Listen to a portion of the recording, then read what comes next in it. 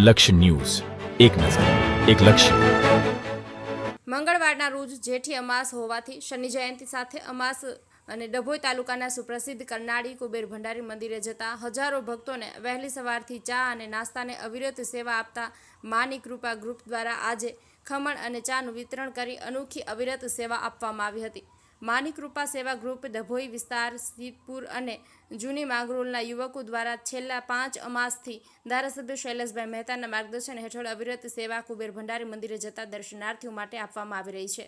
ત્યારે આજે ખાસ જેઠ માસની અમાસ હોવાથી શનિ જયંતિ હોવાથી ત્યારે ડભોઈ જૂની માંગરોળ સંજય ઠાકોર, પ્રિતેશ ઠાકોર, જિજ્ઞેશ ઠાકોર, જગાભાઈ અને યુવકોની ટીમ દ્વારા અવિરત ખમણ ચા નાસ્તાનું આયોજન કરવામાં આવી રહ્યું છે.